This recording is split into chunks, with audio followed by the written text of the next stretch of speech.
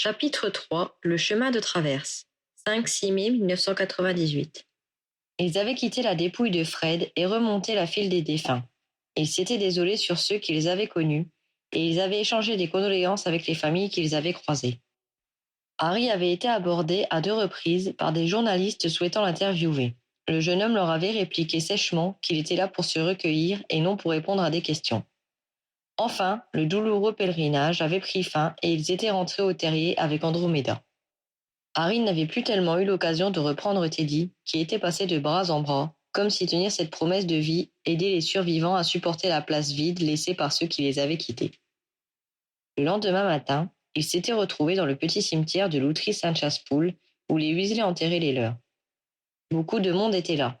Toute la promotion de Fred et George à Poudlard, dont une Angelina Johnson effondrée dans les bras d'Alicia Spinett, Olivier Dubois, Minerva McGonagall, les relations que les jumeaux s'étaient faites en gérant leur magasin, ceux qu'ils avaient rencontrés dans la clandestinité, les membres de l'ordre, les collègues d'Arthur, les connaissances de Molly. Harry fut surpris de voir également les parents de Fleur. Il apprécia qu'ils aient pris la peine de faire le voyage pour montrer leur soutien à la famille de leur gendre. La tante Muriel était là elle aussi, égale à elle-même, elle passait de groupe en groupe en jacassant sans répit. Tout naturellement, Harry reprit son filleul des bras d'Andromeda et celle-ci avança vers Ginny qui soutenait sa mère. Harry avait le cœur serré en regardant les 3 femmes unies par le deuil qui les frappait. Il se sentait grossier et maladroit devant tant de douleur. Il ne connaissait pas assez Andromeda pour savoir quoi lui dire et, auprès de Molly, il se sentait vaguement responsable d'avoir déclenché la bataille qui avait coûté la vie de son fils. Quant à Ginny, depuis qu'elle lui avait dit ce qu'elle avait sur le cœur et que sa froideur envers lui témoignait à quel point elle lui en voulait, il n'osait pas avoir le moindre geste de réconfort à son égard. Il avait peur d'être opportun, d'être repoussé. Il savait qu'un véritable ami ne doit pas s'arrêter au risque d'une rebuffade, mais il se méfiait de lui-même et craignait de la blesser davantage par des propos qui lui sembleraient déplacés. Le silence se fit quand Arthur, Bill, Charlie et George arrivèrent en transplanant, portant le cercueil de Fred sur leurs épaules. Ils le firent doucement léviter dans la tombe qui l'attendait et tous se réunirent autour du trou béant. Lee prit la parole. Ceux qui ont fréquenté Poudlard en même temps que Fred et George ne pouvaient ignorer leur nom. Ils étaient associés aux meilleures blagues, aux plus grands fous rires.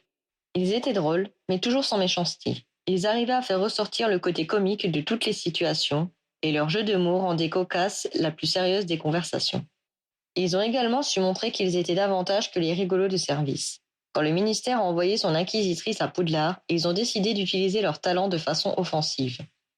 Ces derniers mois, leur magasin a servi de plaque tournante à différents trafics et de planque pour des fugitifs. En parallèle, ils ont animé avec moi la seule émission de radio non contrôlée par le pouvoir en place. Peut-être vous demandez-vous pourquoi je parle également de George qui est là parmi nous. Parce que les jumeaux Weasley ont toujours été inséparables et qu'il est impossible de parler de l'un sans évoquer l'autre. La plupart d'entre vous étaient incapables de les différencier.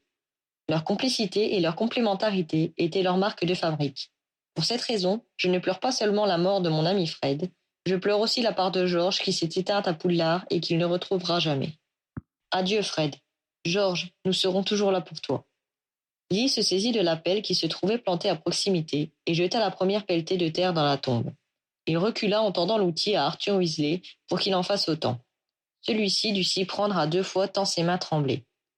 Toute l'assemblée les imita en défilant en silence.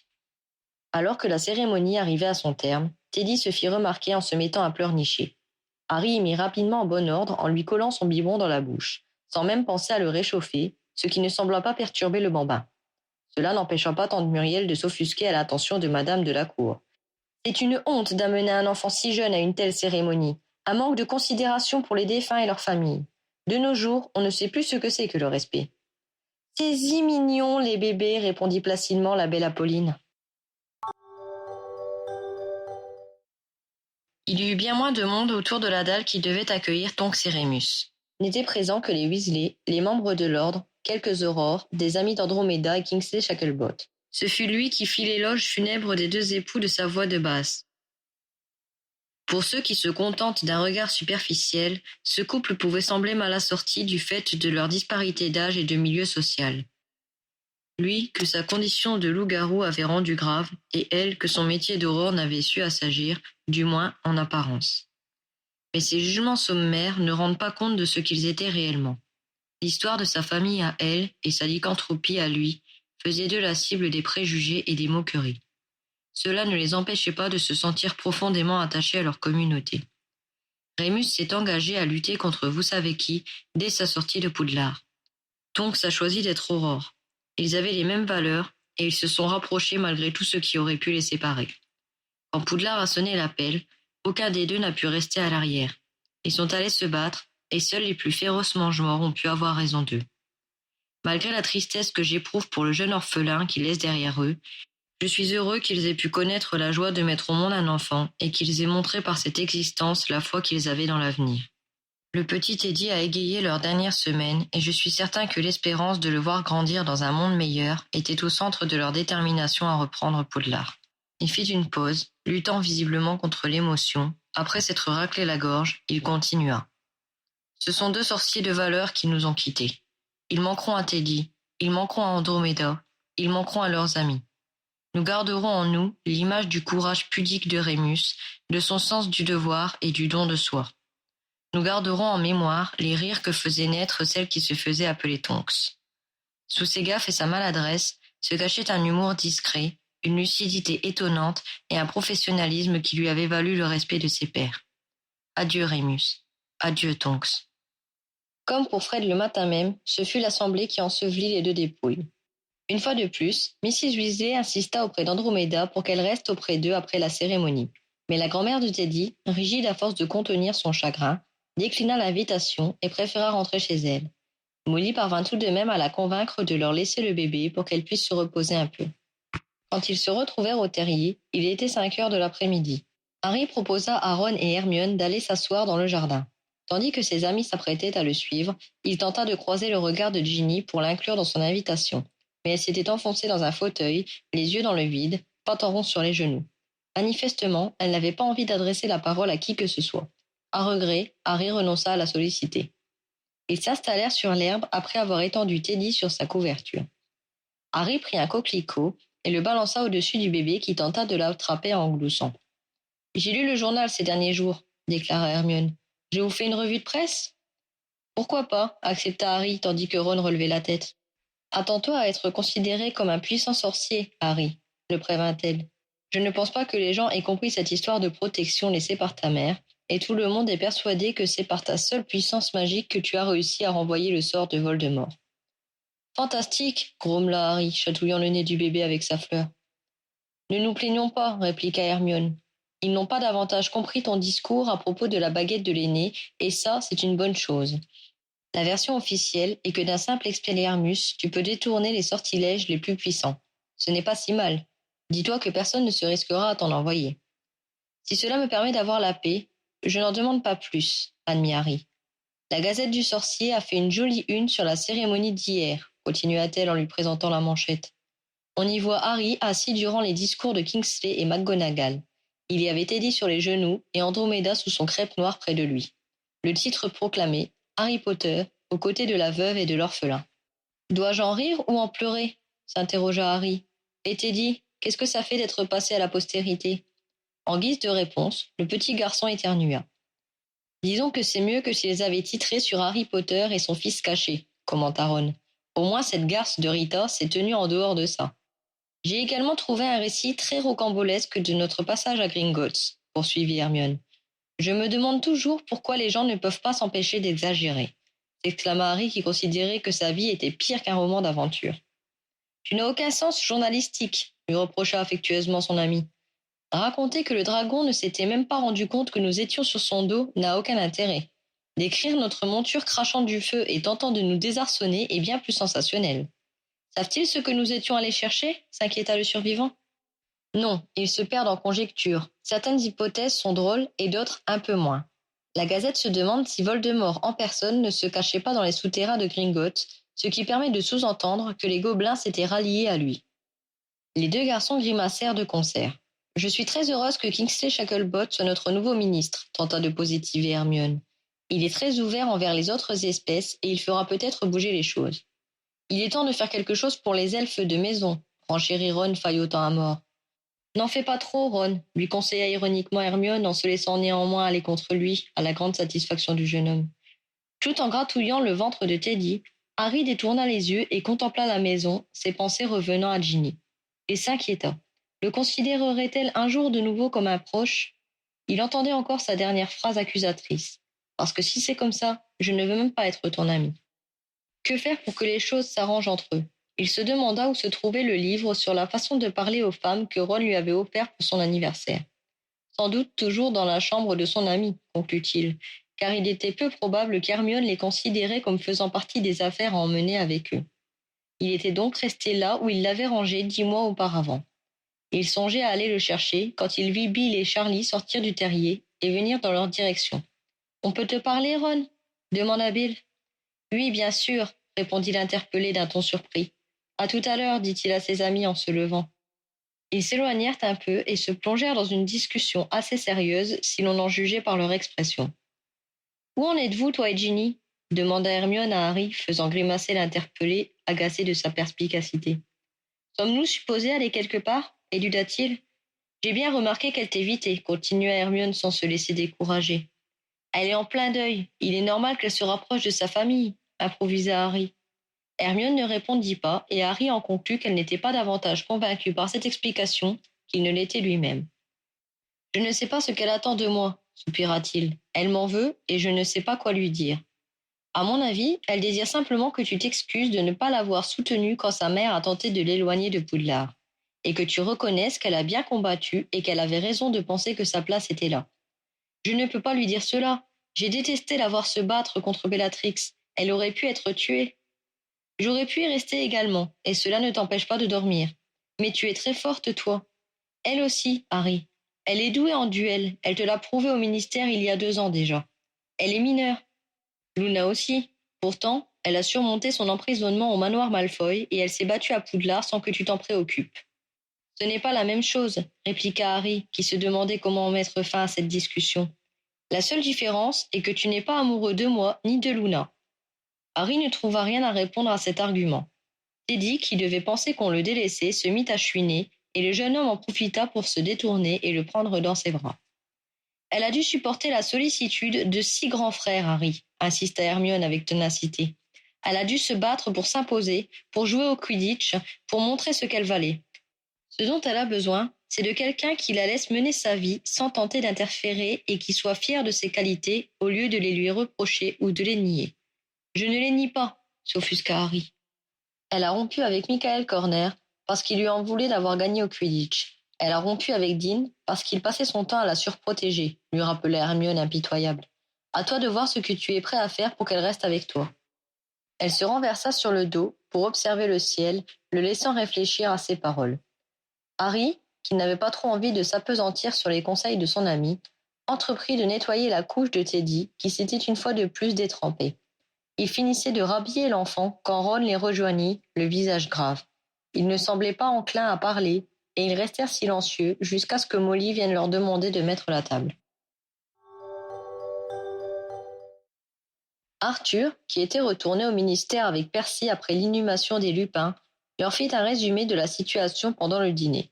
« La pénurie de baguettes est en passe de se résorber, » déclara-t-il, visiblement soulagé à ce sujet. « Nous avons trouvé l'endroit où elles ont été entreposées.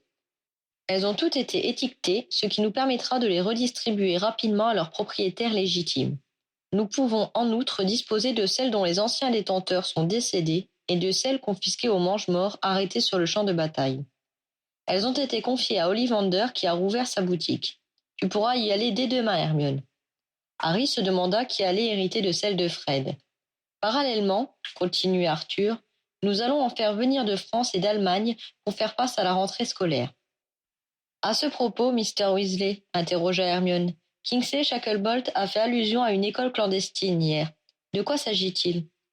En début d'année, quand une partie des élèves n'a pu faire sa rentrée à Poudlard du fait de son ascendance moldue, un père a décidé de faire lui-même la classe à sa fille.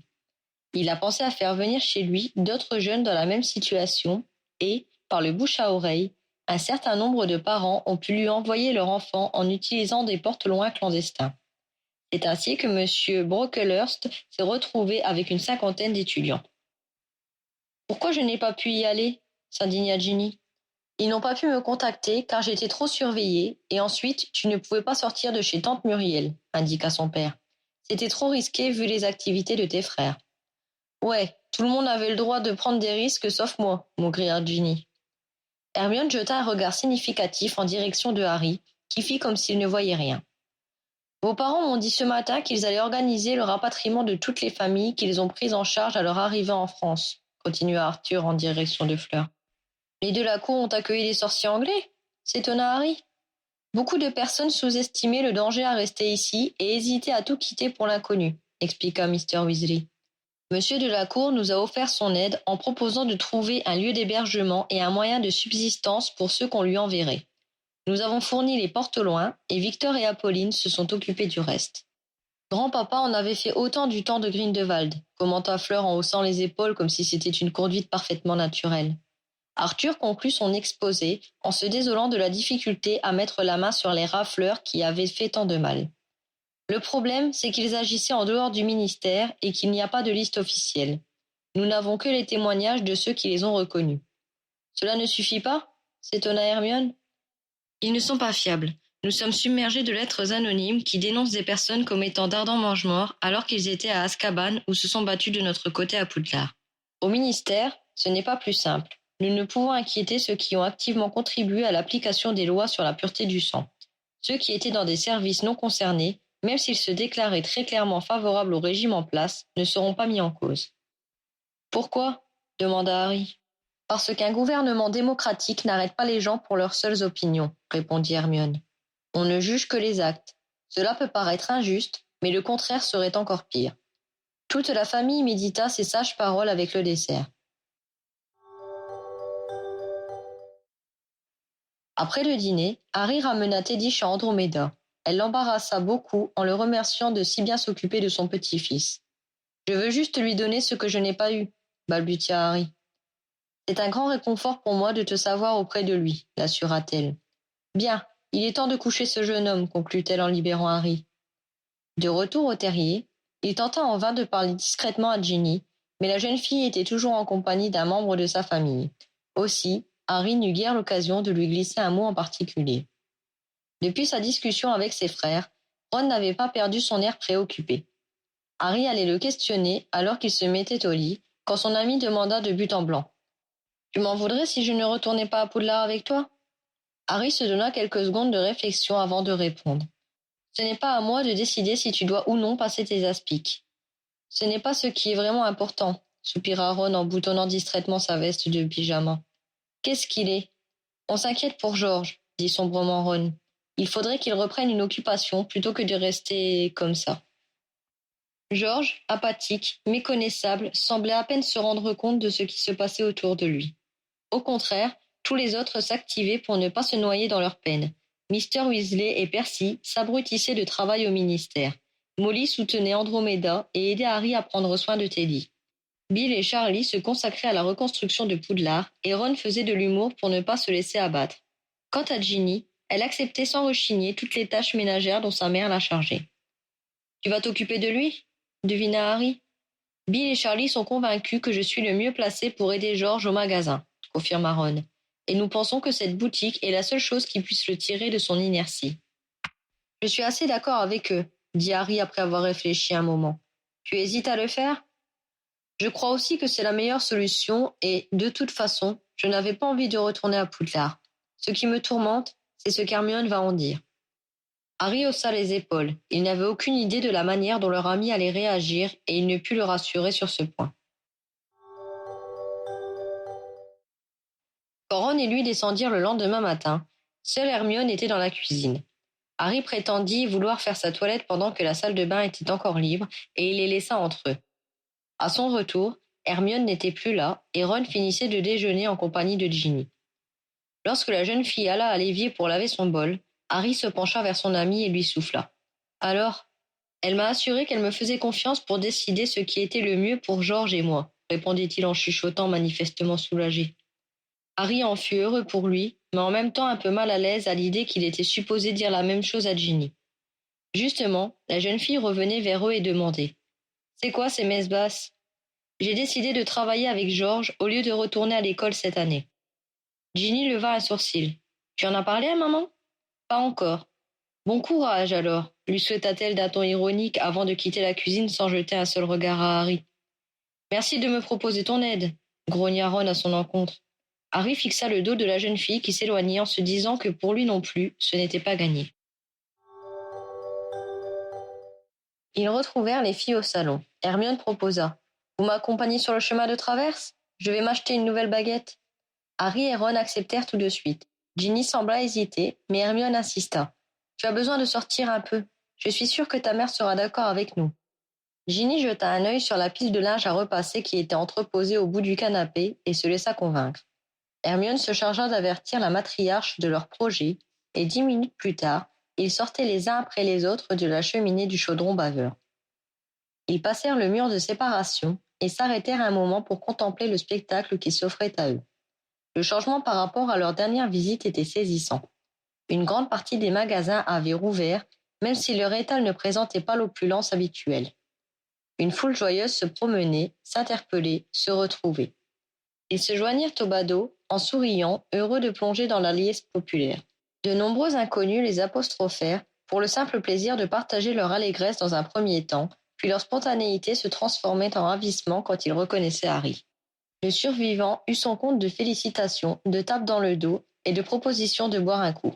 Il échappa de justesse à se retrouver juché sur les épaules d'un enthousiaste pour être porté en triomphe. « Regarde le bon côté des choses, lui souffla Ron. Tu ne paieras jamais plus un verre de bière au beurre de ta vie. Harry souriait mécaniquement, tout en se demandant s'il pourrait un jour se promener tranquillement dans le monde sorcier. Enfin, ils arrivèrent chez Ollivander.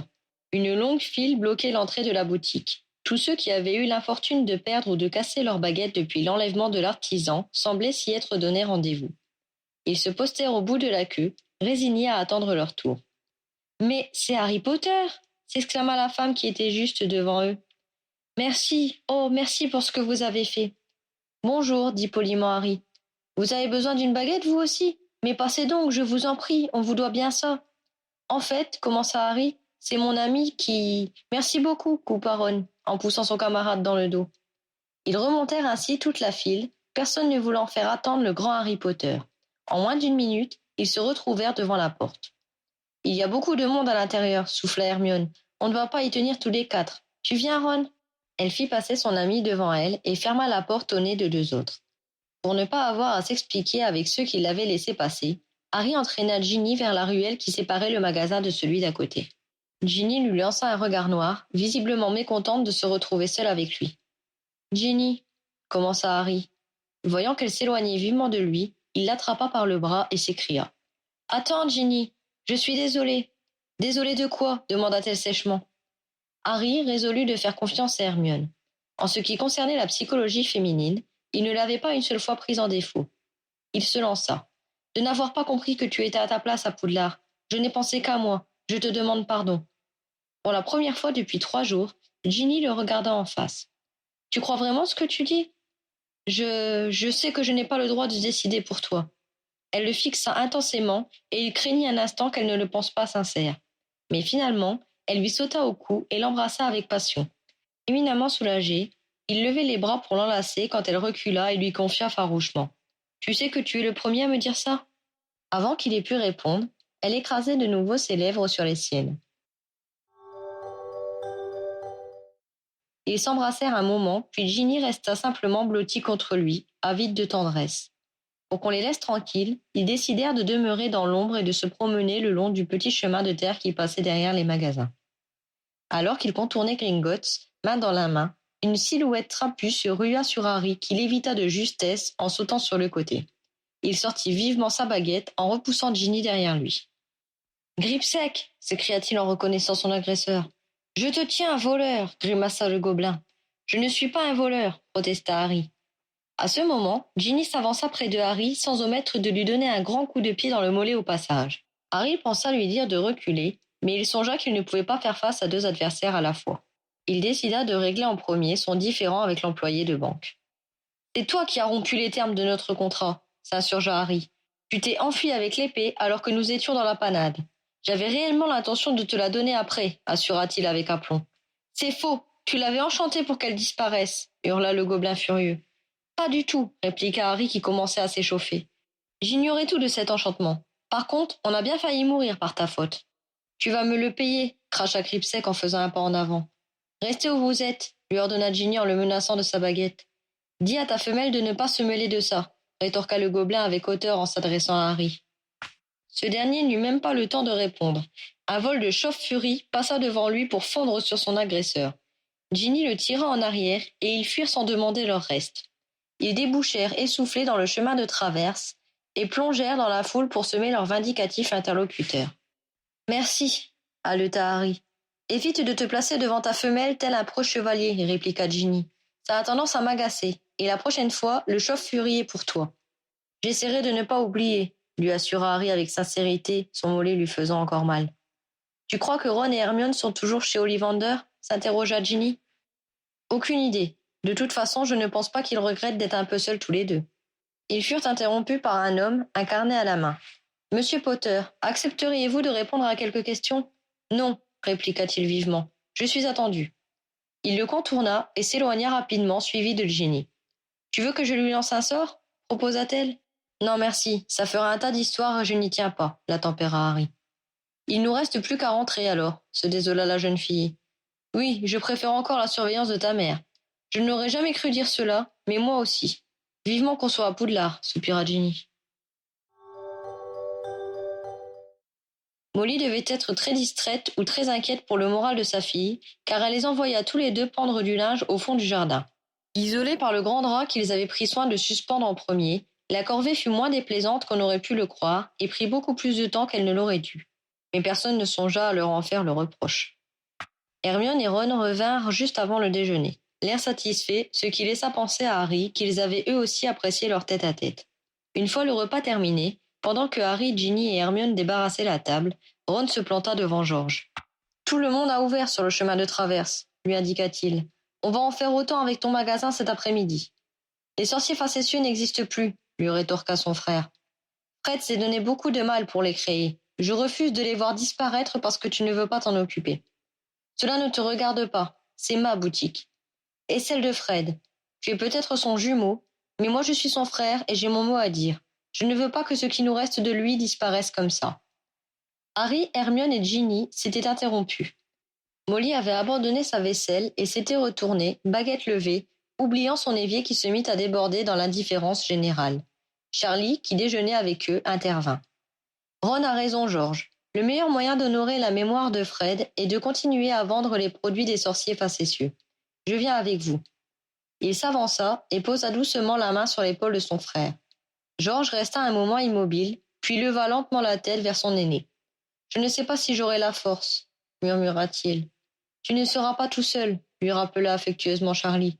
On est tous là, toute la famille est avec toi. Lui et Ron le firent se lever et l'entraînèrent avec douceur vers la cheminée.